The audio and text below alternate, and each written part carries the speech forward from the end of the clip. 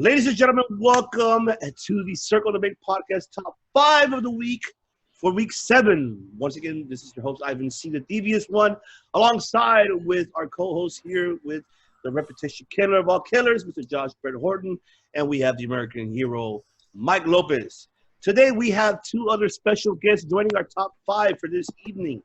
And now, I'm going to go ahead and introduce them to you. So I have Mr. Matthew, which is a.k.a. NGC. What's up? Welcome to the show, Mr. Let's get it too sweet right here. That's right. And then we also got, he chuckles, I don't know for why, but he's Mr. Chuckles himself. Ladies and gentlemen, Mr. Zach Martin on the show, ladies and gentlemen. Welcome, Zach. I appreciate you for coming, both of you guys today. Thank you, man. Thank you so much for coming on the show, and I appreciate you guys for joining this top 5 debate, which I'm curious to hear you guys'. So, obviously, this week's top 5, it is the top best female pro wrestlers from past and present. So, I'm going to go ahead and start it off with our guest. So, we're going to go ahead and start off with our guest. We're going to go ahead and start with Mr. MGC. So, you can name your either from top to bottom to top. So I'm gonna go bottom to top because my bottom it's a three-way tie because I'm gonna go with a lot more recent people, and forgive me, this is mostly Joshi wrestlers on my list though, because to what I've been watching Stardom. I haven't like American female wrestlers. There's some good ones, but it's like very limited. Like so it's a tie. It's Io Shirai at number 5. Awesome Kong also tied for number 5. And Minami Toyota also tied for number 5. So it's a tie between those three. Minami Toyota, Dave Meltzer said she was like one of the best in the world. He even called Dave Meltzer, I think, even called Minami Toyota like number 1 wrestler, period, at one time. I'm still watching more of her matches, so I have to study her a little bit more. I'm gonna have to see some of her. I haven't watched any. Minami Toyota. Yeah, I've never watched her. She's from like the 90s too. She's like super old school. Oh, well, yeah. I might know who you're talking about if I saw her. Her and Aha Kong are actually the same age. Like Aha Kong's either like 49 or 50. She's 50. Now. She's 50, yeah. 50. And like some of us who haven't seen her, I think do you know the first time Aha Kong ever appeared in the US? Was it at Double or Nothing, or did she ever? No, she came before that, if I remember, but it wasn't with AEW. She came in another promotion. But did she ever appear with like TNA or with? Yeah, no, she was in TNA back in the day, man. Really? I didn't know that. Yeah, you're talking to the guy for TNA right here. I told you. There you go. Mr. Impact, yeah. Awesome Kong, man. I swear to God, she's like, she did TNA for the longest time, just like R-Truth. Oh, I was talking about Aha Kong. I was talking about Aha Kong because there's Aha Kong and then there's Awesome Kong. So Aha Kong, that's the one that's in AEW, right? That was feuding with Awesome Kong. Yeah, they had a match. They teased it. They actually had a match way back then. Awesome Kong and Aha Kong actually had a match against each other.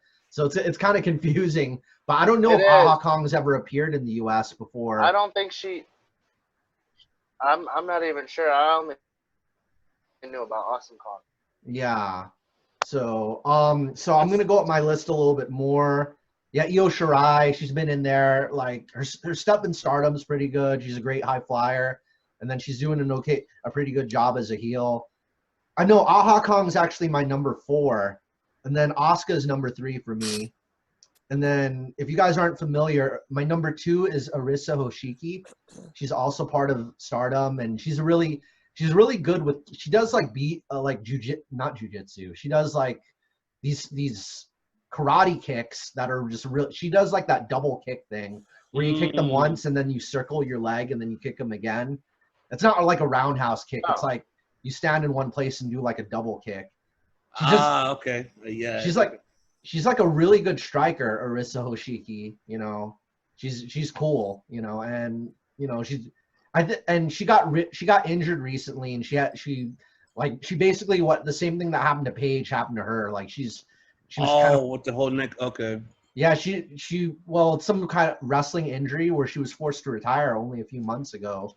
So it hasn't been a good month for Stardom because Hana Kimura and and Arisa Hoshiki having to retire. And then my number one is the former Women of Honor champion, and she was also the Stardom champion, Mayu Iwatani. Yeah, oh yeah, yeah. I have to give you that one. Yeah. Son of a bitch.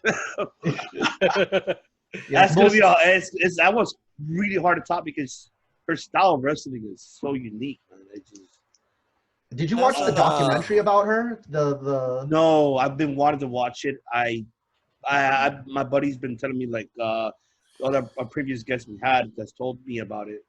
I need to see it, but I haven't heard much. The wrestlers on Vice, because Darby Allin's on it too. Okay. It's like they have an episode just for hardcore, and then they have another episode just for Japanese girls wrestling, and then they have one just for transgender luchador, the Exotico. I don't know enough about. I didn't watch that episode yet. Wow. Okay. Wow. I fuck, man. This is very amazing. I love your picks. one hell of a picks, man. Like you're bringing me back up to start with Stardom because I left off a long time ago with Stardom. I just it's kind of like stopped watching Stardom for a while because I was just too much involved with with New Japan and obviously with everything going here in the States and and everything else. Charlotte and Becky and I feel like somebody's going to mention Becky or Charlotte at some point. well, we'll find out. So we're on the next one. Well, we're gonna go ahead and go off with another guest here. Mr. Chuckles, what do you got for us? This one's gonna be pretty short. All right, top to bottom, bottom to top. Number 5. All right. Ashley Massaro. Now, wow. As we all know, she recently passed away. Yeah. It was more of the fun time at WWE for me. It was where the most nostalgic part of my life was at. I don't know how to explain it, man. It's that childhood feeling you get. I couldn't really remember all the women wrestlers back in the day, but then you see this punk Ashley Massaro come out, and she's like, she catches the eye. They didn't do much with her though, so I don't know. I don't really have any more to say about it. She actually followed me on Twitter, man, a couple months before she passed. So. Wow. A real cool girl, yeah. She's real down to earth girl, man. Down to earth and real, and before everyone got the whole fake makeover. Yeah, I agree with you on that because they didn't really push her that much. Brian Kendrick and Paul London, she was in the middle of that faction. Yeah. I remember that. But she was great. She was great. She was a great person, that's for sure. Some of the best years of WWE at the time. So. All right. What do we got? Number 4. Me or? Yeah, you're top 5. We're gonna go through the list. Okay, Rosemary. Number 4, Rosemary. Oh, Rosemary. From Impact. I remember from Impact. Yeah, I told you to Mr. Impact right there. She's got storyline based written all over her, man. She killed somebody. I mean, Zach, come on. Was she the leader of that stable she was in? Like, I didn't killed somebody in Decay? He was in Decay. Yeah. Dude, everyone loves Decay. And actually, Crazy Steve is back, so. Yeah. He's supposed to have some mystery partners, too, coming week, I think. Did she lead that stable, though? She was the leader of that stable, right? They were all, like, zombies? For the most part, yeah. Yeah. She's the hype queen, so she was, they circulate around her. Su Yung was also part of that, I think. Su Yung. No. I don't think Su Yung was. No, they were at war with each other. That's what it was. She was. They would have fit in good feud. Together, though. They would have fit in good together. That was the main feud then. Yeah. That's what they did. She had her on chains at one point. It was like 1 year ago or so, just dragging her ass to the ring. Rosemary's had storylines with everybody in Impact. So she's in NWA right now, right? She's with Impact. She's still with Impact? Yeah, but they got the individual promotions they can go Oh to. yeah. Oh, so she doesn't have an exclusive contract then. She could kind of like appear Yeah, because I know I saw her in NWA last, but on NWA Power. yeah, that's the last Nice. time I saw her. Wait, you talking about Sue That- Young or you talking about Rosemary? Rosemary. No, that's Ray Rosa. No, not Ray Rosa. Is it? No, what? No, because they look similar.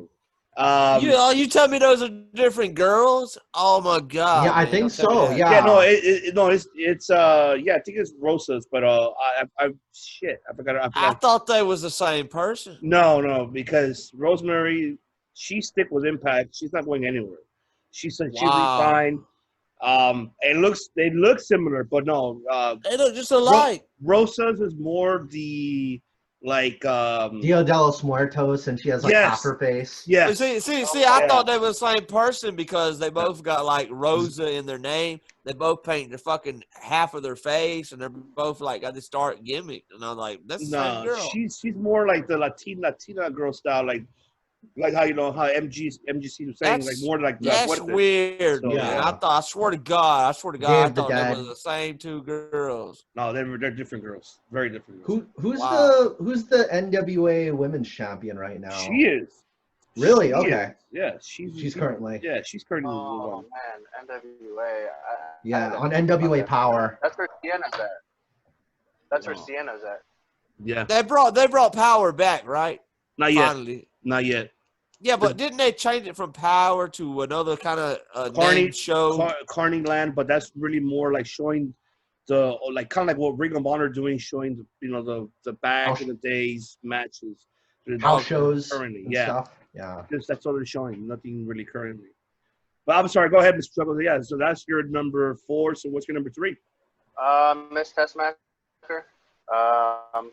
Who? Brooke Tessmacher, man. Brooke. The booty.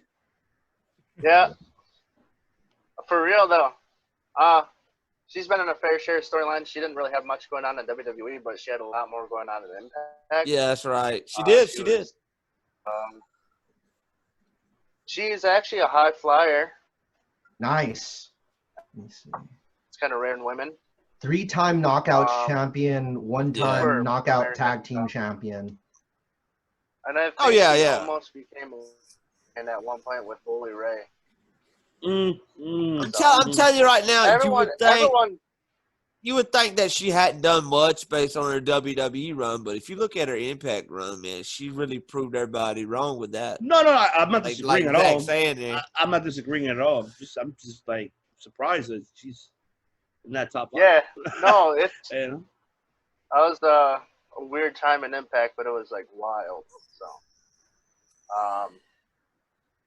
number 2, Tessa Blanchard. Oh, here we go. Yeah.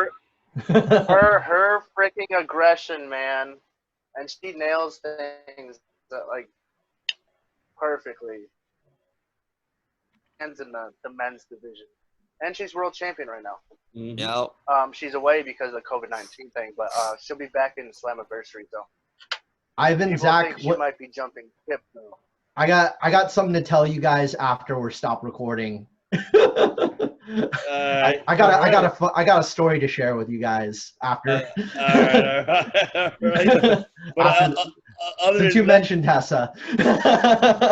I'll tell you one thing, Tessa. Like, damn, she wasn't one on my list, but I'm about to change my shit now. I want to make it different.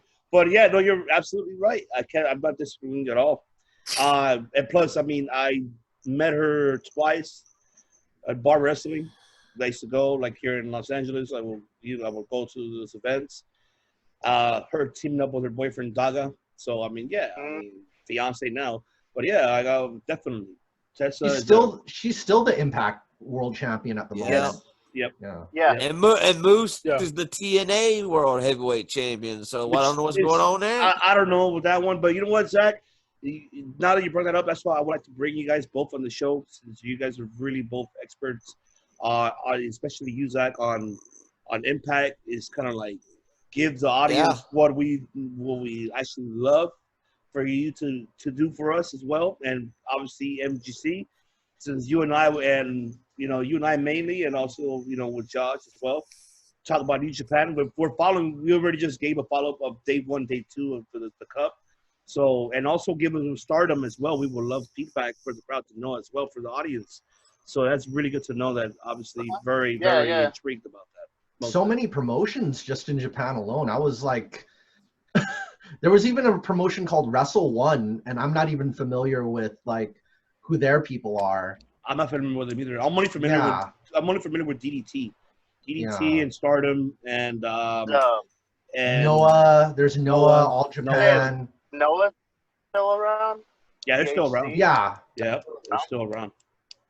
Noah, All Japan, Dragon Gate.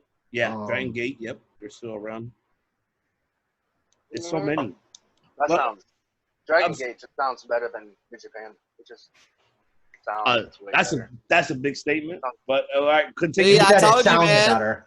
You got different opinions than us. Mm-hmm. Yeah, That's what we love.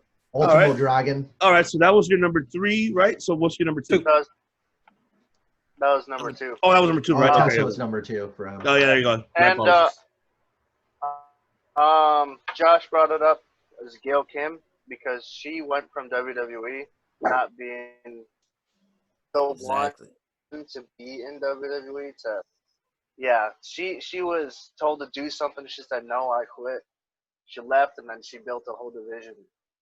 So she carried that division too. She's still here too, and she's maintaining the division. So yeah, I love it. Gail Kim, man, I haven't seen a lot of matches because she was also the first. She was also the first Knockouts Women's Champion.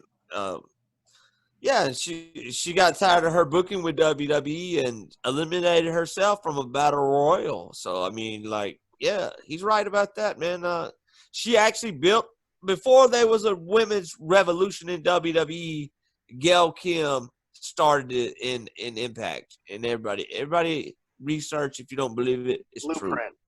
Jim Cornette actually said that Awesome Kong and Gail Kim are kind of like the Sting and Vader of the women's division. Like Sting versus Awesome Kong versus Gail Kim was like Vader versus Sting, like in his eyes.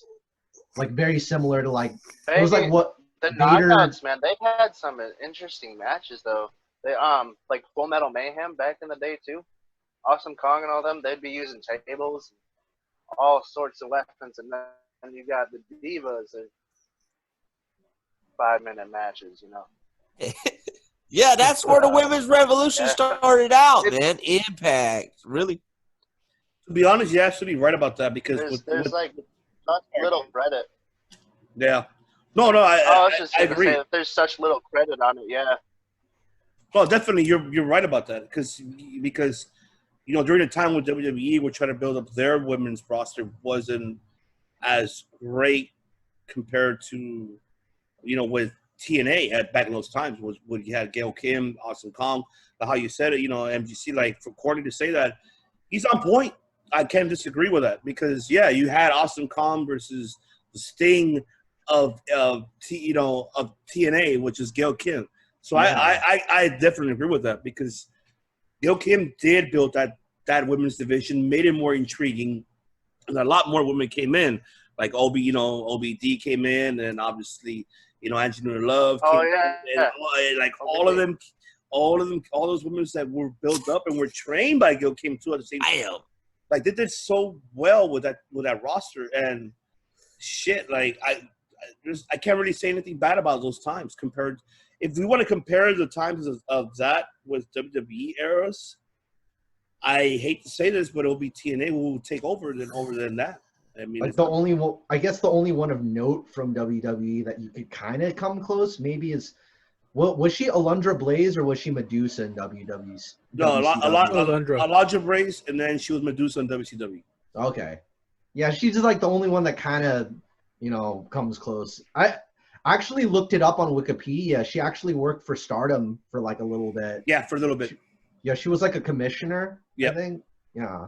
Kind of like more to the ambassador for them, because she because remember her background, her resume as well. She did wrestle in Japan too before she went to WWE. That's how she brought everybody else alongside with her. to come to WWE. She wouldn't have those matches she had when it was WWF at the time. So yeah, so kudos to Alonzo Blaze. Do any of you guys know anything about the women from CZW? Does have a women's division, right? Yeah, they do. It's Combat Zone Wrestling, but I never followed their women's roster division. I wasn't. Me neither. Wasn't really much intrigued about it. Because I'm wondering if their women's division is just as brutal as the men's, where they're just like probably is. Where it's broken glass and everything. No broken glass. There's more with chair shots and tables. That's what it was. It wasn't really mainly like how everybody else had their, like the men's division having that glass and everything else. Nah, really wasn't about that. CZW. I gotta look up the women that came, like the women wrestlers that are like both alumni and that are currently working for CZW, because I'm only just like finding out about them. Like all I know is like Joey Janela and MJF and Moxley and Sami Callihan. Those are like the only 4 former CZW people I can name, like off the top of my head. There's a ton of them, man. I kind of think CZW and TNT. There's a TNT that kind of in the same boat. They're both training grounds for extreme style. Yeah. And even that too, there's Tommy Dreamer had his own wrestling business, House of Hardcore. Yeah. House of Hardcore. Yeah. It kind of fits the same category. It was like new ECW. Definitely. I agree. Alrighty, now let's go start off now with Mr. American Hero. Wait a minute. Did he get his number 1? Was it Gail? Gail Kim. It was Gail Kim. It was Gail Kim. All right. Damn, that was a good pick, too. I loved it. I couldn't say anything wrong about it. Like, fuck. Yeah, I can't either. Man, you got your top. Good pick. You might get a top us right now overall. I ain't gonna lie. No, I mean, those are some. I love it, though. Awesome fucking picks from both of you guys. Love it. Yeah, definitely. Mr. Hero, what do you got for us? I mean, the great thing, bottom from 5 to 1. The great thing about the picks that I'm hearing there is that I want to know more about them, you know? Yeah. Exactly. And then I guess that's the point, you know? But for me, I'm a WWE guy through and through for 20 years now. So everybody in my list has been in WWE. Starting with number 5, the goddess herself, Alexa Bliss. Alexa Bliss. I'm already gonna agree with you on that. She is. You bastard! You bastard, Mike. You gotta think about this. You knew I loved Alexa Bliss, man. She almost made my list, man. She's right there. Damn it! Oh, that's her pop. Yeah. So you know, it's interesting because right now she's been in the tag team division for almost or over a year, and she could easily hop back up to the main event in the women's division, and that goes to show that just the level of not just wrestler but character she is. She could be away for a while still being there and then coming back to the main event. So for me, and not just that, but she's one of the smaller wrestlers, and she's able to hang with like a Nia Jax or a Tamina. You know? She was in the Elimination Chamber match, right? The 8-woman? Yeah, with Shayna Baszler. Yeah. And she was Miss Money in the Bank too and all that. So yeah, definitely number 5, Alexa Bliss. She seems like a team captain player in women's division. Like I agree. Tag team champion. Yeah, she's like almost like the face of the division itself on WWE. On SmackDown, I feel. You know. Number 4 is Becky Lynch. Becky 2 belts. She is the only woman to have had both Raw and SmackDown belts and to win the main event at WrestleMania, which not even CM Punk was able to do, you know? So it's definitely something that is worthy of being proud of. Right now, she's in maternity leave, and congratulations to her and Seth Rollins, the Monday Night Messiah, on their upcoming child. Mike, the funny thing about her pregnancy announcement, I thought, was like, just like you wouldn't think the first person you tell your pregnancy to is like an angry samurai ninja is like the first person you tell. Like usually you tell your friends and your family, but it's like no, I'm just gonna tell Asuka. Asuka's gonna be the first person, and you know Asuka's like the mother. Oh my god! From what I know, that she didn't even know herself. On the road. It's like you gain so much trust with being on the road before. Yeah. I was in the business for about 2 months. Really? Nice. That could be like a whole nother discussion some other time, but that's gonna be on the Josh Bret Horton show right there. Nice. But man, it's really about who you know in the moment of the time. So. Yeah. So for me, my number 3 is Ronda Rousey. Ronda. For someone, and I've never wrestled in Mike. my life. Hold on, Mike. You about maybe spit out my beer, man. Damn you. You guys are having the same picks or what? Is that what it is? Go ahead, Mike. My apologies to interrupt you. Go ahead. No, I mean, if you really think about it, to have such a year in WWE and the nuances that she brought to the ring from MMA is something that not even Brock has brought, you know, picking up women a certain way, using her judo skills, her wrestling skills that she picked up while she was in the UFC. Interesting way of wrestling. For me, it was definitely something to watch. There was a joy to watch, and sure, she has her opinions on wrestling itself, but in the matter of skill and maybe even legitimacy, she is number 3 in my book. Did she ask Shayna to join? Like her and Shayna Baszler are friends. Because was that how Shayna Baszler joined? Like she was telling like, "Hey, Shayna's like, I got a gig for you." The way how that happened, Shayna was already doing pro wrestling before Ronda did. Oh, okay. Before Ronda and Maria Shafir and Jessamine Duke, before they joined pro wrestling, Shayna, after her MMA career, she began doing pro wrestling. Remind you that she was trained by Mercedes Martinez, so she was trained by her. So after that, she became involved with the indie in the indie scene. And little by little, she was recognized. Be more recognized. She was already known that she was one of the original horsewomen. My language. Yeah, but you know what I'm saying. But yeah, just she became part of that, and then she was the one that actually got Manduk and Shafir and Ronda into wrestling.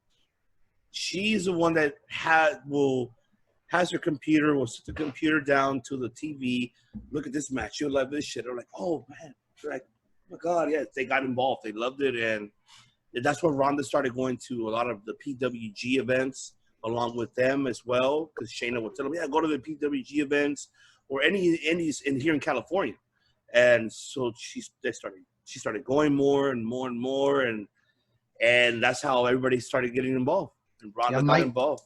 Mike, to Ronda's credit, I'll say she's a pretty good heel. She's definitely. She makes the baby faces look pretty good. I agree. Well, I want to say the difference between Ronda and Brock Lesnar is that Brock started wrestling first and then he went to UFC. So she had to make more of a bigger transition because UFC, I think it's a lot more physical, and you're on the ground and you're pounding away, and there's a little less protection in your opponent than there is in wrestling. There's a lot more protection, just from personal experience too. That's the only thing I gotta say about that. It's really the different about it, because Rock went from wrestling to UFC back to wrestling because that's where the money's at. And also, she was an Olympian, which is something that Brock didn't get to do either. So she has a lot of credentials, and it goes to show, the talent that she has, So, number 3 in my list. Number 2 is the 9th wonder of the world, China. Rest in peace. Rest in peace. in a man's world, we have this woman that is the enforcer in one of the greatest factions of all time, D-Generation X. This woman, she went toe to toe with some of the legends in professional wrestling, and was Intercontinental Champion, which is something that has not been done by a woman ever since. She was the first woman in the Royal Rumble before there was a women's Royal Rumble, and the history there in just those things is huge. If it really, it's really interesting how things would have been if she kept in WWE, and without everything that happened. So for me, number 2, China, and my number 1 is genetically superior. She is the daughter of the Nature Boy, Yeah, Ric Charlotte. Flair. Charlotte Flair, that's right. She is able to put on the match. She's able to work on 3 different brands, 3 different nights, and put on pretty solid matches at any point. She main evented WrestleMania. She's won every title that there is to win in WWE, and she's the girl that Vince McMahon counts on. He calls her up whenever he needs somebody, and who else but Charlotte? Is there would she follow the same role? So like Ric Flair slept with women, would she sleep with a lot of guys? I'd hope not. I'd hope not. I mean, we'll see how that goes. Well, there is a role that she definitely shared. The Great Muta versus Ric Flair, and then Asuka versus Charlotte was very like, Ric Flair saying, "Oh God," when he gets sprayed with the mist from Great Muta. Yeah, And it was the same. And it was the same thing when Charlotte got sprayed with the green mist by Asuka. It's like 2 generations, like father, like daughter. Yeah, there's a lot of, God. and the shoes of the Nature Boy, Ric Flair, are big shoes to fill, and I feel that she's done a great job doing that. All right, I mean, good choices, WWE style. I mean, China, I'll give you one of them. Charlotte, of course. I mean, she has to be. China wrestled in Japan, I think. She did. She had blonde hair. She did too. Just to remind everybody, and you know this too, MGC, and I'm pretty sure you do as well as that. China did wrestle New Japan. And just to remind everybody, I think, and I'm going to mention and shout out to a previous guest, Mr. What a Mess, Robert Estrada. He's the one that brought the story up most of the time to a lot of pro wrestling fans that we talk to. He always brings up, China went through the toughest fucking training in New Japan. She got her ass beat this is before she came out on television in New Japan. She took training, got her ass whooped by the men's. She walked out of there throwing up, feeling like shit. Like, oh my God, I've never been treated like this in my life. Remind people that in Japan, strong style. It's strong style, and they're not just because you were a star in the States, you're not a star. You're not a star with them over there. You'll start from the bottom to sweeping up the floors to wiping down the ring to everything, like to train you like there's type of style pro wrestling. And I gotta give kudos to that woman, rest in peace. She took it like a champ and went all the way with it. Even I mean, it's not televised. I would hope somebody finds it. But when she did wrestle Suzuki, though, Minoru damn, Suzuki. oh man, the king of strong style, shooting style and strong style mixed together. Pancrase. Man, yep, there you go. You said it right. So China, hands down to her. So yeah. She was she kind of like a young lion sort of, but like a female version of a young lion basically. Somewhat in that way, in that perspective. Lioness. Yeah, young lioness. Yeah, lioness. Yeah, absolutely. Yeah. They do really violent neck training, so you could take pile drivers and DDTs without breaking your neck. It's like neck exercises where you have to stand on your head for hours. Oh no, it's like you prop yourself up on your head, and then you put your hands behind your back, and then you push with your legs. It loosens up all your neck muscles and everything. So you could take like DDTs and pile drivers and everything. Yeah. And Canadian I'm not destroyers. familiar with the strong style side of it, but I mean, even that alone is something else, man. They push Like- it on the back of your head, and you have to move your head up and down 12 times. Like the Bushi versus Naito match, like some people were saying it was like so violent that they were worried that one of them was going to break their neck because there were so many like pile drivers on the apron and DDTs, and it was like I think I don't even know in Japan if they execute pile drivers the same way. No, you know what? Not the same way anymore because it's different. It's very different how they do their pile drivers. You could tell, like it's not the same anymore. No, like the only one who keeps it original is Suzuki when he does his cradle pile driver. The Gotch driver. Yeah, the Gotch driver. I did it wrong one time, and dude, it sends a shockwave straight up your back. It is the worst feeling. Wait a minute, was it did you get a tombstone or did you get like a Terry I got Funk? a tombstone, man. Dang. With the kneel or the sit down? Kneel. Kneeling tombstone. Sit down's a little bit more safer because your shoulders rest on the legs. That's a risky move because even though you say that, but that's what happened to Stone Cold. It all depends on the weight of the person. It all depends on like how it is and how they're gonna hold you as well. That's the thing. Everyone has to know their spot. Exactly. I agree. I definitely agree with that. If you stutter, something's gonna go wrong. And yeah. That is 2x4 wood. Did you guys know this about China? Because I was listening to Cornette's podcast. I didn't know Jeff Jarrett was demanding $200,000 just to drop the Intercontinental title to China. Because he was way out. No, he was on his way out already. That's the only reason. Yeah, Jeff Jarrett's kind of. Yeah. I heard that.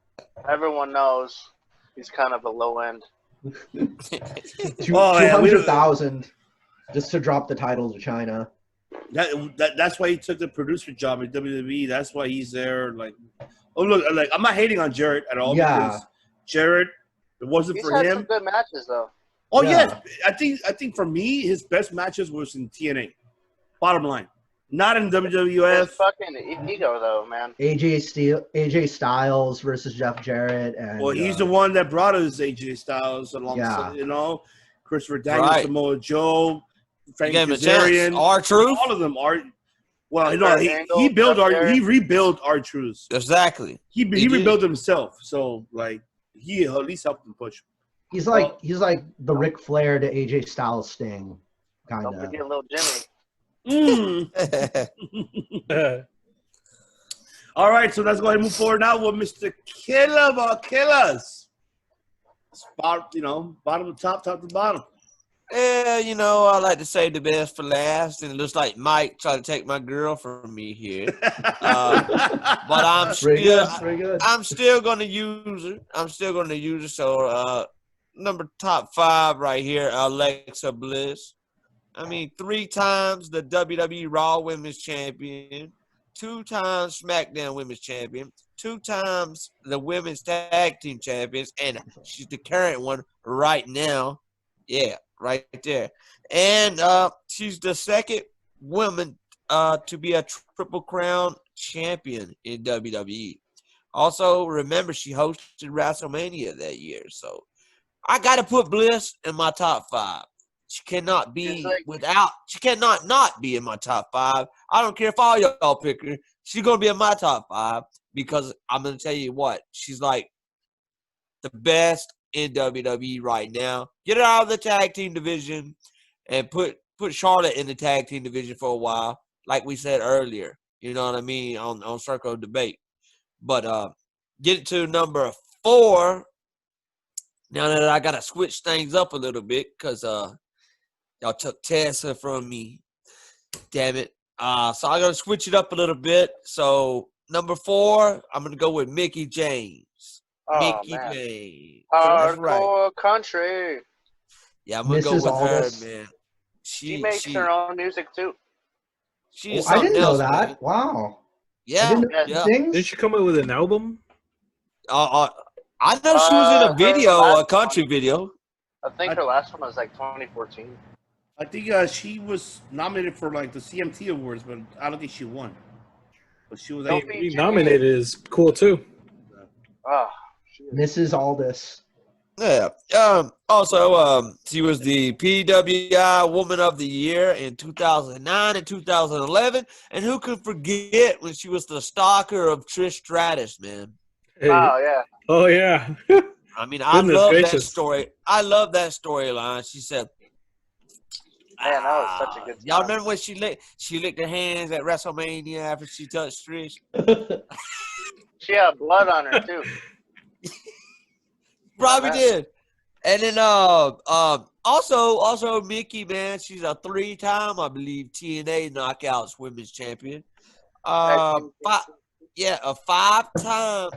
Did she have the Knockouts title in TNA? Knockouts tag team. Also, She did. I think. She may have did, but anyway, she's a 3-time TNA Knockouts champion, 5-time WWE Women's Champion, and a 1-time Divas Champion. So Mickey James right there at number 4. And then at number three, I'm gonna go with the Boss. It's Boss time. It's Boss time, damn it. Let's get legit with it.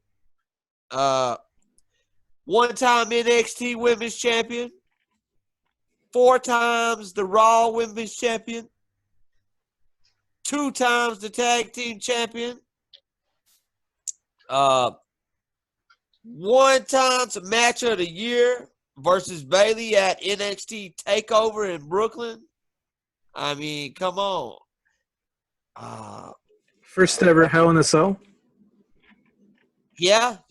And wasn't she in Elimination Chamber too? I think tag so. team. Can't remember. And did I say Alexa Bliss was current tag team champion? I didn't mean to say that, but yeah. Not no more. Whatever. Yeah, Sasha and Bayley holding that down right now. But yeah, let me get to my top 2 right here. Gotta skip over a few pages because you guys like took some of my favorites right there. But yeah. Yeah. Goodbye, Charlotte. Goodbye, Tessa. Goodbye, China. So number two. How in the hell did y'all not mention Lita? I was thinking the same damn thing, man. Honorable mention. I was like, what the hell? Out of all the women, man, Lita is like, oh man, she's like the main event, man. She's one of the greatest women wrestlers in WWE history. She started wrestling. Champion too. Yeah, she started wrestling in the CMLL in Mexico and worked for ECW for even 6 months. Signed with the WWE in 1999. Debuted in February of 2000, where she was paired with S.A. Rio. Remember him? Oh, yeah. And she had a pretty solid power bomb in Huracan Rana. Yeah. But, she got her greatest success from being put with the Hardy Boys as Team Extreme.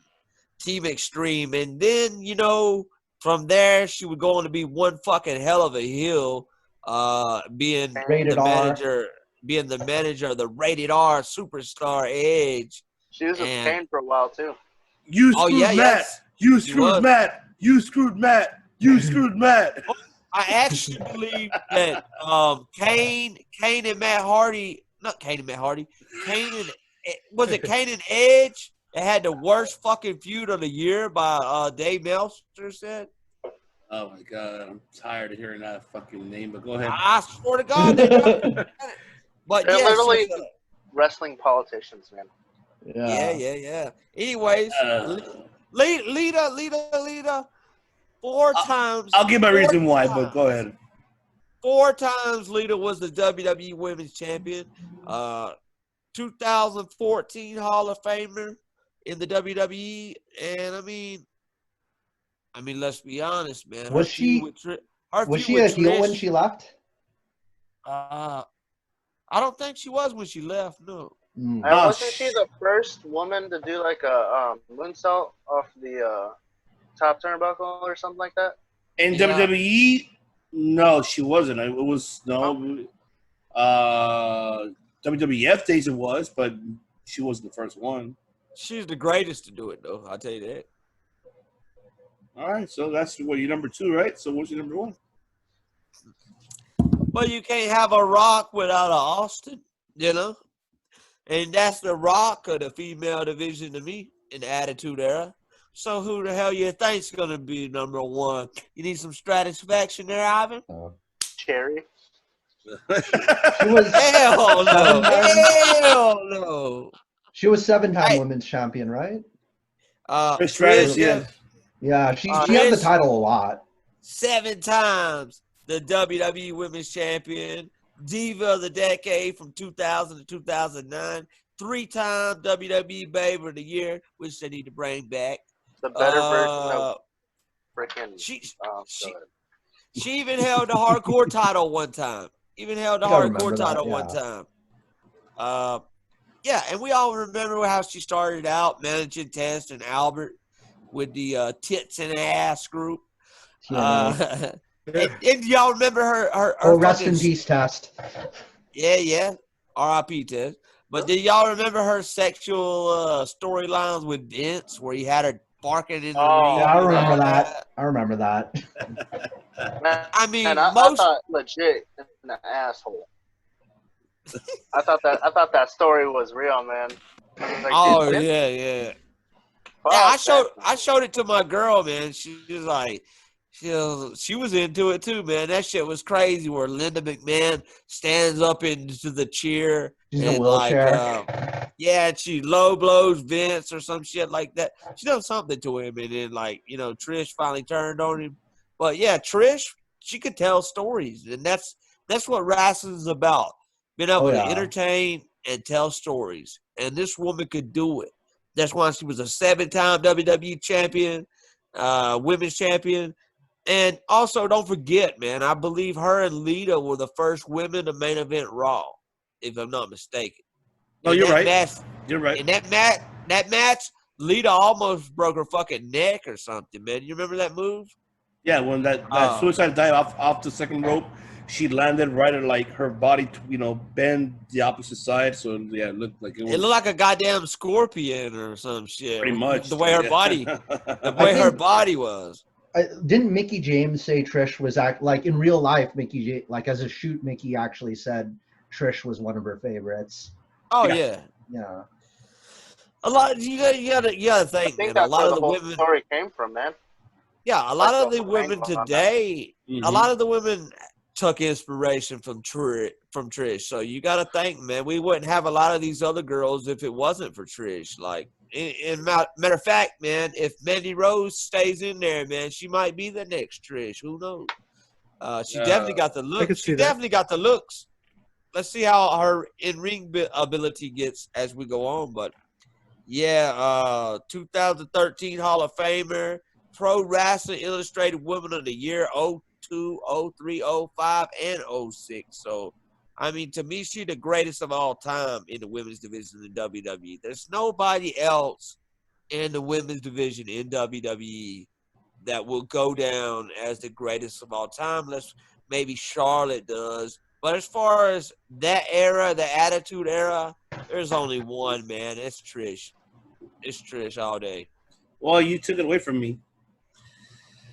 Hey, great minds think alike. Mike took like 3 away from me. No, you know what? We could have some shared ones. I know, but I'm gonna have to switch it up because I had honorable mentions, so I'm gonna switch it up. Okay. So I'm gonna switch it. So, which by the way, fucking another great picks. Everybody thinks alike. Great fucking shit. I love it. All 3 of us think alike. They Impact in Japan over there. I love it. I love that. I love that too. Yeah. I love it. Yeah. All right, I'm gonna look back on this. Yeah. Definitely. So all right. So obviously 5-1. So now I have to switch. So now I'm gonna switch to. I'm gonna have to go number 5, Alondra Blaze, because the fact is that her style pro wrestling came from obviously from Japan and brought it to the States, and she brought alongside a lot of women from Japan to bring it to the WWF at the time. This is before, and it's funny because we could go back to this story, like historic. Glow is an example. Yeah. Remember, Glow was before WWF started doing, with the women's. Glow was the first one. Glow had their own organization, and that's something that obviously I praise the Glow because they did it on their own, and it wasn't obviously the best wrestling, but they were the first entertainers of pro wrestling. So they were the first entertainers. So that's why jumping to number 5, which is number 4, which would be obviously Ivory, because she was part of Glow. Oh, Ivory! I forgot. Ivory was part of Glow. That's Ivory was part of Glow, so that's why Ivory would just put it out there and just. She was one of the originators for that organization. She's a very solid heel. And the phenomenal heel all time, how she did it at Glow, she did it in WWE. So I'm gonna have to include her on that. Most definitely on my top 5 on that one. She was like Trish Stratus's Triple H kind of. Oh yes, yep. You said it right. I agree with you. You said it right. But you remember Alundra Blaze when she was at the Crockett Cup? I think they picked her to introduce the NWA Women's title at the Crockett Cup. Well, I think they introduced her as Medusa instead, though. Yeah, because she can't use that name because that's rights for WWE. Yeah, they own the rights for that. But her real name, Medusa, you can say that. So yeah, that'll be my number 4, Ivory. Number 3, this is a tough one, but like I said, I'm gonna have to switch it up a little bit of it. So I did have Io Shirai at 3, but I'm gonna switch it up. Why? Because I want to make it very different. I will choose Jazz from the Attitude Era. Okay. Jazz. That's a damn good pick. Yeah. Because Jazz was underrated. Oh, her style of wrestling, she's the one that brought it really tough too. Tough on that one. You don't understand. She brought it tough to that division during the Attitude Era when they signed her along. I think I don't know. Correct me if I'm wrong, Matthew. Was she part of the Combat Zone Wrestling at the time before it would be famous? I don't know. I don't remember. She appeared. Didn't she also appear in the AEW Battle Royale? Yes. Battle Royale. Yes, She's she did. bald too. But before she joined WWE, before she went to the Attitude, she was in another organization, but I forgot where. I know she ECW, I believe. ECW, there you go. ECW and Smoky Mountain Wrestling. There you go. That's she's a Smoky Mountain alumni. Exactly. There, that shoots her up way up the ladder. So but her style of wrestling was fucking phenomenal. You can't say no to that. One of the original baddest bitches. She was a badass bitch. So I loved her. Both Ivory and Jazz, you pick people who I've seen destroy Trish regularly. Whenever I'd see them in a match with Trish, they're always working, trying to break Trish's leg with a chair. Whenever I see either Jazz or Ivory, they were I'm pretty sure they threw Trish maybe a potato or two. They gave her some fries. So yeah, most definitely. To Trish's credit, she was a model that was able to hang in there with some of the toughest women in wrestling. Yeah, that as well. That's why I love the fact that how she, her, and even regardless of Ivory or Jazz, they give her a hard time. She's a baby face you get a lot of sympathy on. In a way, yeah. For Trish, yeah. Yeah, I absolutely agree with that. So that was my number 3, obviously, right? So number 2. See, I'm telling you, I have to switch shit up because I had a lot of things planned up, but see, I don't want to make it sound the same. So my number 2, this is a tough one for me. Actually, no, it's not. It's not a tough one for me because I'm going to stick to my 2 and 1. Yeah, I'm going to have to. So my number 2 will be will be Asuka. Asuka will be number 2. I love her. Boy. I love Asuka. She's a phenomenal fucking pro wrestler. I loved her when she was in Stardom at the time, and when she was in I think she was in DDT at the time She as was well. she had the butt match with Kenny Omega and Yep. Hikaru Shida. Yep, I remember that. That was an awesome match. I love that. And nobody understands that Asuka took a beating from hell from Suzuki. Suzuki beat the shit out of her. Tajiri, I think, too. Because she asked for it because Tajiri was one of her mentors. Yeah.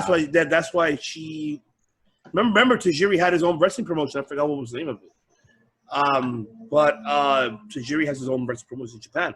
Same thing. That's why her and Tajiri get along so very well, because she learned a lot from him as well. The striking is so similar. Those kicks. I agree. Yeah. That's what she learned from him. That was her mentor, like main mentor. So I'm a big Asuka fan. I love Asuka when she, watching her, in Japan, and then when she came to the States, I loved it. I always thought like Asuka's match with Charlotte, like if Ric Flair walked Charlotte to the ring, Antonio Inoki should walk Asuka to the ring. That would be like a good kind of like one-upmanship of Asuka on Charlotte. So she could either have Inoki or Great Muta walk her to the ring. So I would actually adopted daughter. Yeah, I would have Muta to do it. Yeah. Me too. It made more sense with Muta because she was a big fan of Muta as well. Yeah, she's like maybe like adopted daughter of Muta, and then like Muta's my stepdad, and he'll take on your dad. Oh yeah. And generations. It's a family. It's a 2-generation feud between the Flairs and the Spitters and the Misspitters. Definitely. And now my number 1 pick that nobody would expect. And I think I'm pretty sure our 2 guests should know. I think everybody should know this one. It's not an obvious one, but it's a name that you never hear. Now, we talked about Suzuki, right? Minoru Suzuki. Yes. This is my female Suzuki in the division for me. My number 1 pick is Miko Satomura. Miko Satomura that competed in the Mae Young Classics. So remember her in the Mae Young Classic in 2008. I think it was 2018 that she did the second one. She's a current wrestler? Yes, she is. She owns her own promotion in Japan. But she is a fucking beast in the ring. Miko and Miko Satomura.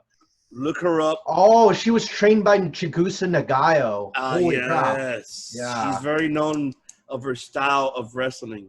Yeah, that Chigusa. woman is the hell of a top Japanese woman for me. Like I know MGC named a lot of great ones. I can't, but this one is kind of hard because I love her style of pro wrestling. Watch her in Mae Young Classics. Watch her in the indie scenes. Watch her against even Mercedes Martinez. Watch her, watch her matches. That she could put on a hell of a match with anybody. And this woman is the Suzuki of the female division. Straight the fuck out. She's able to choke you out. She's able to do strike kicks. She's able to do a lot of phenomenal shit. I've never heard of her before, man. If you go back to the Mae Young Classic, you'll see her. She lost in the semis, I think. She did. But like I would think that like her and Sumi Sakai would probably like, because Sumi Sakai is the first Women of Honor champion. Yeah. And like to the Chigusa Nagayo like descended, line, because Chigusa and Manami Toyota are kind of like you could think of them as like the Bret Hart and Shawn Michaels. Yes. Yeah. Of that, and then their progenies are who you just mentioned, and like Sumi Sakai and like some of those that came after. Yeah, my friend who was also like wrestling training, he tells me the Joshi wrestlers are like basically strong style. Like they hit you really hard. Like Zach, have you ever trained with any Joshi wrestlers before, or? I'll be right back. No. Mainly ROH. Our Ring of Honor people. I'm Yeah, wondering if you went to the. Were you trained by Silas- Brody? Were you trained by Brody King? No. Oh. Silas Young and Beer City Bruiser. Okay. Holy shit. You was? Yeah, met them both. Oh, man, that's great. Met Hornswoggle. It didn't work for him. I was Hornswoggle? yeah. Oh, Yeah, he met him. He was in one of our shows. I was the guy standing in the corner collecting the belts. I got the honor to. Josh, Zach, are you guys? You guys aren't SoCal, are you? Are you guys in a different city? I'm in like Milwaukee area. Okay, he's in the Milwaukee and I'm in North Carolina.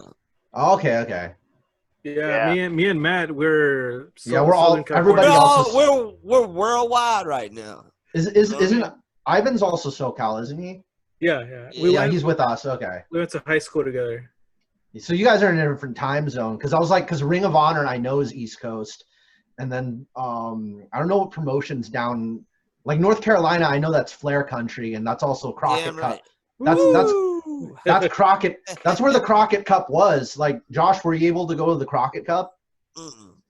I know that was in. I never been to an event, man. I still got to go. I mean, I've been watching over 20 years, like I told these guys. My first ever event. Even got to go. I've only been to Double or Nothing. That's the only. I was at Double or Nothing. Only event?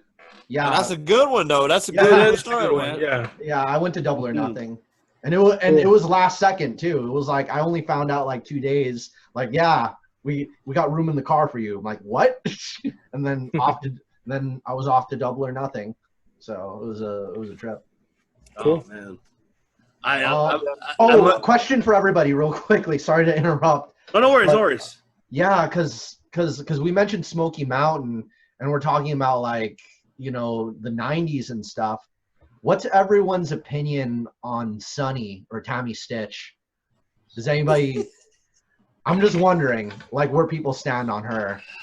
Honest opinion, since this circle of debate, because I actually don't know how I feel about her yet, and I've seen like her matches in WCW, and I think I've seen a Sounds WWE. familiar. I don't think of her as a wrestler. I mostly think of her as a manager. Mm-hmm. I know that she kind of was the face of women's, I guess, wrestling in the early 90s. Yeah. In WWF. But I don't see her as what she is, whatever she has going on right now. But I see her as there's a lot that goes with that name, and Shawn Michaels and Sunny Days with Bret Hart. There's a bit of controversy. I remember that. Days, all right. So I mean, I don't see her much as a wrestler. I don't think I've ever seen a match of hers. There was a match with her in WCW where she was like really like high while she was wrestling, and she was doing a lot of potatoes. We're talking about Tammy. Tammy, Sunny. Wow. Sunny. So Dolph Ziggler has pretty much been with everybody. He fucked her too, didn't he?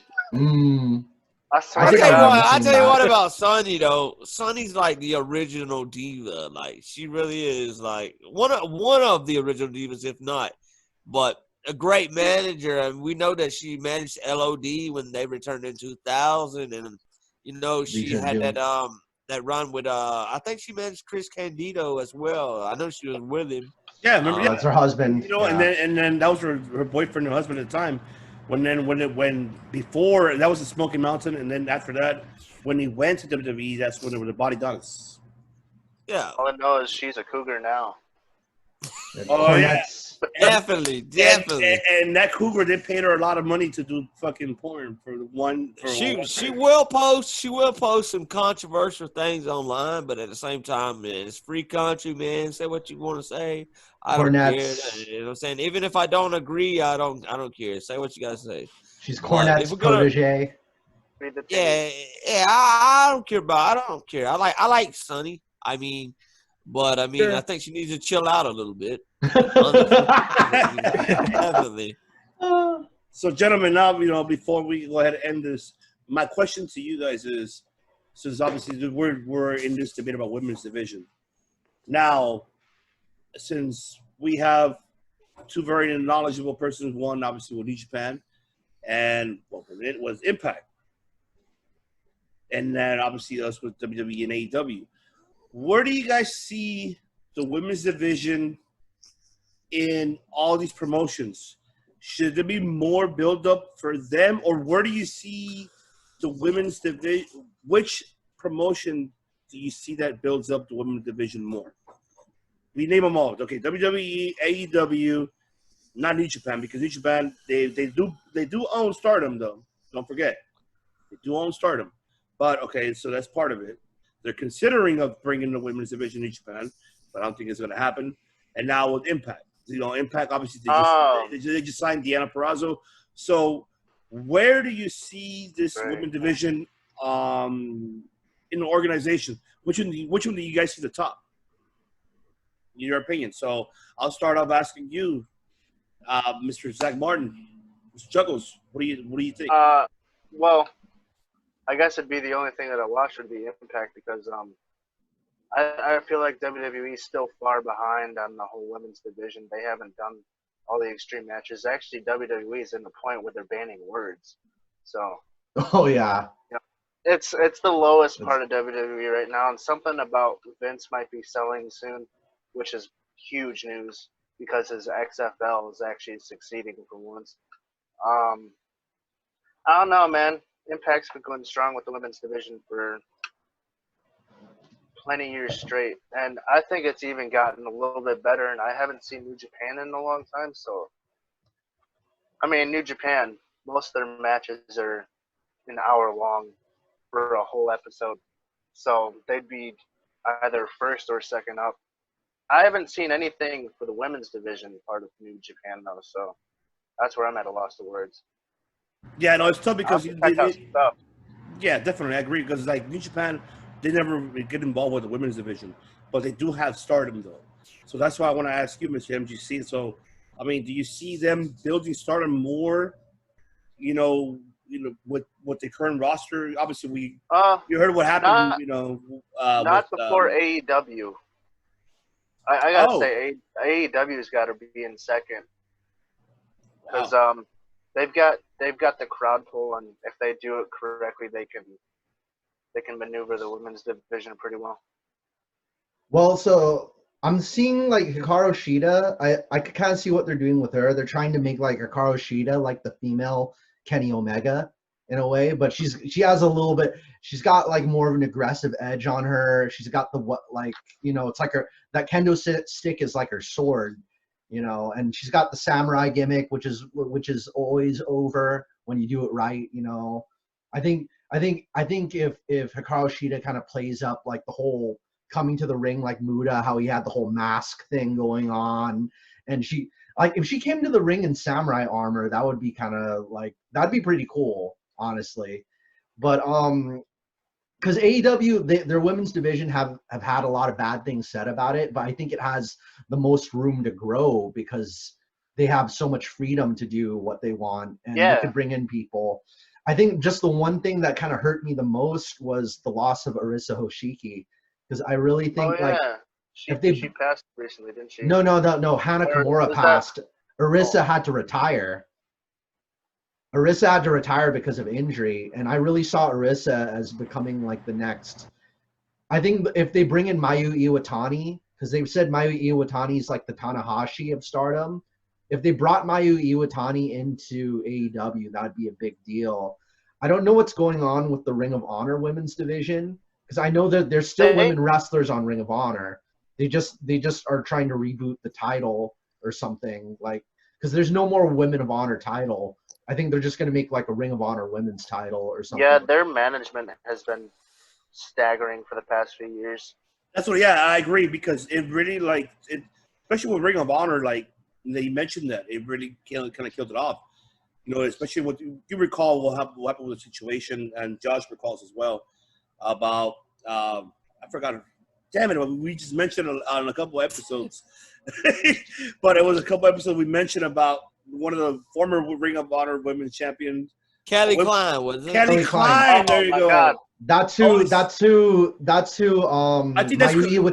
Mayu Iwatani defeated for the title, and then Kelly Klein defeated Mayu for the Women of Honor title. Yeah, so that's what I'm saying. Like that happening, with the whole Ring of Honor doing taking away the belt from her and firing her because she had her illness. It kind of downgraded their division. It kind of like lowered their expectations, in my opinion, in the women's division. And they had a lot of great wrestlers, so it was kind of a shame. I mean, they did have talent in Ring of Honor, like for women's division. They did have talent. They had potential talent. It just they didn't know how to use them. My opinion, I feel like they didn't know how to use them properly, and didn't. Yeah, it's really how you use them that really decides everything. I think the hardest part of ROH is that they only have an hour for a whole week. Oh, yeah, very short. They were on basic television, yeah, I agree. They didn't have enough time. They're working 4 hours on the TV. Sorry if this is off subject, but I've been wanting to tell people about this idea that I've had in my head for weeks.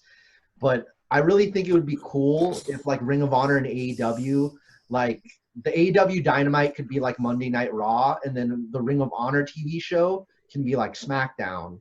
So that could be like, and they kind of like maybe had like talent sharing just for the duration of a feud rather than like that was something that they were actually working with Impact at one point, but then ROH decided to back out for some reason. Yeah.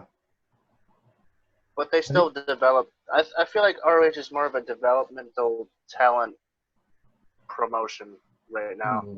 As of right now, yeah. He came from there. Kevin Steen. Exactly. Ryan. Jay Lethal's amazing. So Jay Lethal and the Briscoes. Yeah, they're still kicking it in ROH, man. That's mad respect for the loyalty they have for the company. And Marty especially because he's a head booker. Oh, Marty Scurll, man, he's a personality. He should have left and go with his boys AEW, but I get why he's not doing it because he wants to, build his own legacy. The big thing. Oh, we would all love to see him in AEW. We would all love to see him in AEW, man. I don't know, man. I think he should be the champion. You have so much space for everybody. Yeah. The Briscoes, man, they done it all in ROH too. They need to go somewhere else. They probably paid Marty Scurll a little bit more just because he is a. Oh, he's the booker. Talent. He's the booker now, ain't he? Yes, he is. Yeah, so he's in charge. He's in charge. He's in charge. Man, the Kingdom used to be so cool. Everyone was talking about. I agree. Matt Taven. Everyone was talking about Bullet Club at the time. I was like, dude, Kingdom. Look at them. They're fucking like prehistoric wrestlers. Yep. They were your Jurassic Park of fucking pro wrestling. Everyone had dreads. Mm-hmm. Oh, definitely. But I mean, fuck yeah. So we already got your opinions about it. So now, all right, Mr. Kidder, you guys have thoughts about this women's division. So, I mean, where do you see it going on every promotion? Where do you guys see? So, should we see in WWE an Evolution 2? Where do we see AEW's women's division? Where do you see Stardom? How MGC is saying, and where do we see Impact? Like Mr. Zach Martin say. So, what are you guys' thoughts about this women's division overall in every wrestling promotion? What do you guys think? Man, I think, the women's division right now in a lot of promotions is on fire right now, man. There's certain promotions that needs to catch up, like AEW, man. They need more stars. They need more big stars. They got stars, but they need the big stars. You know what I mean? Like at least a couple. Well, that's. I mean, it's important to have some of those because you can build more of the upcoming stars. New stars, against the veterans. Yeah. It's important to have veterans in the business to teach them. And to me, it takes stars to make stars. Sometimes, the veterans will take the fall and. Yeah, it takes stars. It takes stars to make stars. To me, like you got to beat somebody to be somebody. Who's got the best women's division right now? Obviously, I think NXT, in my opinion. But the main roster in WWE, man, their women's division is pretty good too. But their tag team women's division, they need more teams. They need way more teams in the women's tag team division. As for Ring of Honor, man, I need to catch back up on it. And as for Stardom, I need to catch up on it too. But right now, and Impact as well, man. They have been doing a tremendous job with their women's division. I mean, the world champion is even a woman. I mean, they're doing the women right. I mean, how better can you get it? There were so many times last year. Actually, they had more knockouts, main events than they did for the regular wrestlers itself. And like Full Metal Mayhem tables, everything. I think they had barbed wire at one point. Are you talking about the one with Su Young, Taya Valkyrie, and it wasn't Rosemary, right? Or it was I think it might have been Rosemary. Or Rosemary. I think it was Rosemary, or shit, I forgot who. Not Jordan Grace. No, not Jordan Grace. I think it was somebody else that was involved in that. No, Havoc. Havoc was involved. Havoc. Oh yeah, I forgot about Havoc. She's in there too. Yeah, she was in that triple threat, and I remember that. That was a great match. That was an amazing match. So I give you to that. So I mean, hella personalities and fuck. I mean, there's a lot, and the one thing I'll give credit to Impact is they have Don Callis first of all. Right, Don. You have Don Callis. He's got a genius mind right there. He did it. He did great with New Japan. How he booked New Japan before he left. He did a great job. He did great promote. He's a great promoter, honestly. Great promoter because he knows how to function with the American side and obviously the Japanese side. And I think how much of a role did Don Callis play in All In? He's in management, I think. But like at the All In event, just at the All In event. He played a role to get New Japan to agree to bring, a couple of their talents, Okada, and who else they brought it? Ibushi. Yeah, so they brought a couple of them there. Just make an agreement. They'll get obviously compensation. So Callis had to do a lot with it. Callis did a lot of things for actually the promotion. I think Don Callis is kind of responsible how they got in the beginning. Fight TV was signed with partnership with New Japan, and he was responsible to get Access TV, which is owned by Alex Maverick's owner, obviously, Mark Cuban, to promote New Japan in the United States. So is New Japan still on Access TV? Not anymore, because man, I thought it was too. Yeah, that's it. Because there's a New Japan. Don Callis, man. Don Callis is actually very fun on commentary. Yeah, I love him. Yeah, definitely. I like his voice. For sure. He's a genius, man. He's a genius. He has a really good voice. I think he just sits in management now. I'm gonna watch his match with Kenny Omega after this now because I know he had a match. All right, so we got Mr. Hero. I need to hear your thoughts because we're waiting for you. You're the last one. No, I mean, man, my goodness, I am very, very much into this women's revolution and evolution and all that good stuff. I would like to see more female-only pay-per-views going on. I feel that regardless of we need a Queen of the Ring, by the way. The ring. That is Queen of the Ring. I think the women are very much capable of headlining pay-per-views and doing pay-per-views. There's plenty of talent, whether it's in whatever promotion it is. The women are very much capable of doing it themselves. To put it all in one sentence, I think the women are the best thing going in wrestling today. So much going on there. So if they made it an Evolution 2, I would definitely tune in. Oh, definitely. What do you guys think of? There's two wrestlers that I wanted to bring up. Bea Priestley. She wrestled in. She's Will Ospreay's girlfriend. That's like one.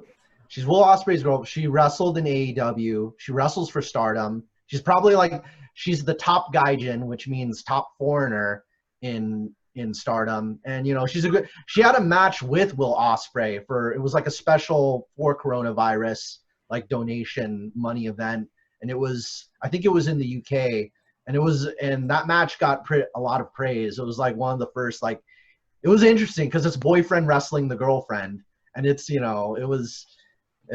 I liked it as an intergender match. But what do you guys think of Bea Priestley? And then Jamie Hayter, I'm still checking out more of her work. She also wrestled in AEW. Yeah, I'm new with her, so I need to get used to with her. But Bea Priestley, I've seen her work before in the UK, in the independent scenes, especially for what was it what was it? Rev. Yeah, I seen her. I seen her work there. I see with her boyfriend Will Ospreay. I seen that. So I seen a lot of her work, and especially in Stardom, like that. She's another British style wrestler that she world got of sports, like a ladies' world of sports. Yes, definitely. And when they brought her to AEW, I was looking forward to see her and Britt, tore the house down, but it wasn't what I expected. I think she'd be a good person for Hikaru Shida to drop the title to. In AEW, she would be at work. Like she could work heel, and then Hikaru could drop the title to Bea Priestley. She would be a good and then she just give her so many problems could be solved if you give them the microphone. Like so many people don't introduce themselves or don't cut promos. Just let Bea Priestley have some mic time because she's pretty good. She's decent on the mic. That's the problem with AEW's women's division that we were discussing previously. A lot of our previous episodes. The problem with that is that they're not giving that much time to them. Yeah, like you're only giving time for the championship belt, but you're not really putting much effort into building the women's roster. This is someone that is supposed to be that we consider one of the top stars in the world, which is Kenny Omega. We would have assumed when we heard for the first time, he's going to be in charge of the women's division. I would have been expecting him. Hey, he's going to do a great job with the women's division. He brought, Riho. He brought Riho. He brought everybody else, from Stardom and from other promotions. But I didn't expect like this. Not what I expected, and that's why how Josh said it, how is NXT's and even Impact's more in the States.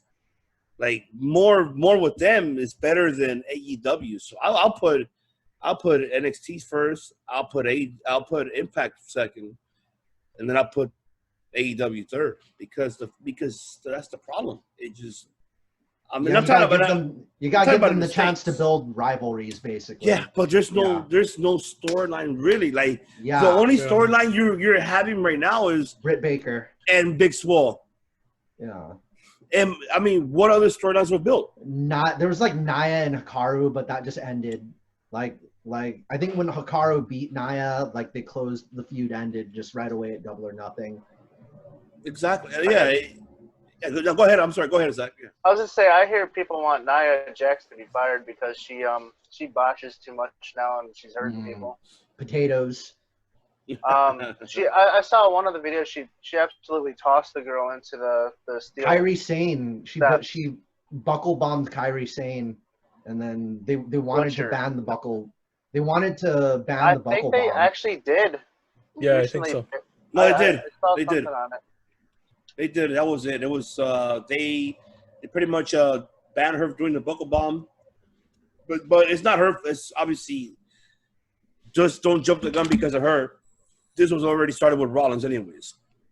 Seth Rollins did that with Sting. So, I mean, and Finn Balor. So, don't forget. I mean, he did that too. So, they kind of now because it's just true. Obviously, Zach, you should know. I mean, you don't know where you're going to throw your opponent into a turnbuckle because you have him right here. You're not paying attention in the corner. So it's really tough. I like regular power bombs as is. Yeah. You know? Yeah. Or jackknife power bombs are cool. Or what was it like shoulder power bombs? I rarely see those. You hardly see those. Yeah. You hardly even see those shoulder breaker. Like that's back in the 80s. Like the Tiger Bomb, where you lift them up by. Oh my God! Yeah. You haven't seen we haven't seen none of that. Definitely Romero special. But you know what? I just want to go ahead and thank you guys for once again coming to the show again for the top 5. This is very great, very knowledgeable that you guys are really giving us, our viewers, these knowledge of professional wrestling outside of the box, within the States, obviously, and out of the States. So I want to go ahead and thank you guys, MGC and Mr.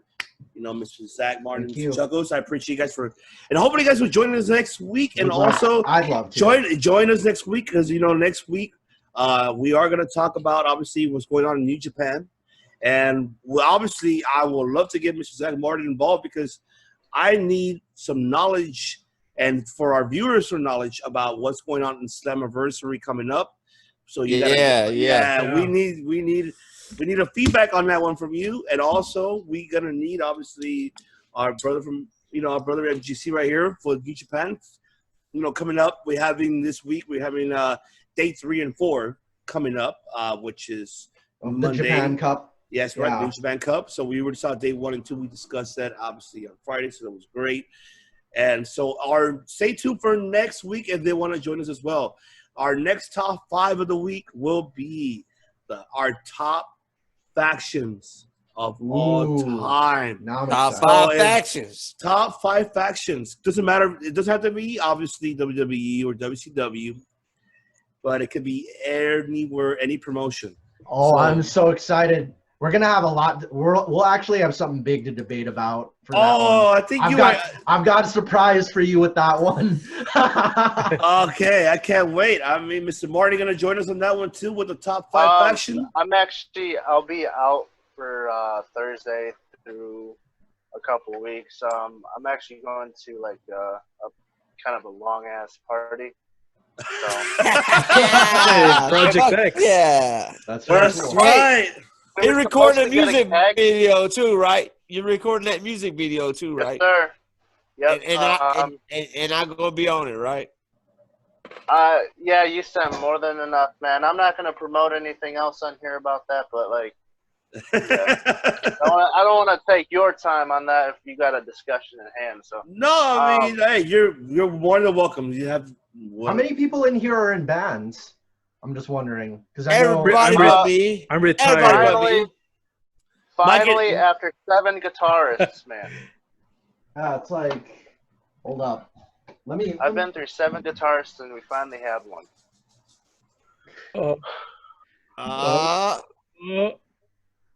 Oh man, Zach better show you something there. Hold on a minute. Don't make me get my guitars right now. He's busting his out. This is like, we need to play Tanahashi to the ring. Like, I had a video of me playing Nakamura. Okay, here we go. Holy shit. We might have to have a battle of the guitars one day after we have a battle of the drums. I'm telling you. Oh, shit. I don't know. We got drums in the garage. Was it? There was a video of Shinsuke Nakamura playing drums, but I'm still looking for it. These two right here, Ivan and Mike. Oh, I know. They're going to have that battle. Episode 10. MGC see me in action. I'm trying to. I'm trying to. I'm not ready for episode 10 yet. I'm not ready for episode 10 yet. It'll be here before you know it. It'll be here before you know it. It'll be here, but not episode 10. We got a special surprises in episode 10. I want to take Mike to Japan with me. That's actually Mike. I actually want to take you to Japan with me. I'm not kidding. Let's go. Yeah, let's go. That's one of my plans. Like, we're gonna go to these Japanese promotions. They're a trip. Like, Thank you. Kurikan Hall. Ivan, you know about Kurikan Hall? That's like famous, fucking the most popular venue of all time in Japan. And I saw that you're an MMA fan too, so they have MMA events at Korakuen Hall too. They have a lot. That's where they have Pride. Stardom, And Stardom, Pride, New Japan, everybody. So many people are at Korakuen Hall, and it's in it's in the center of Tokyo.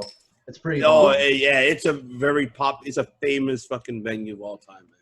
Yeah, I think was that where Inoki won? Was it or not? Was it when he won? That might have been the Budokan. Usually for like championships, they do it at the Budokan. Budokan's about like the size of the Forum or the Staples Center. Yeah.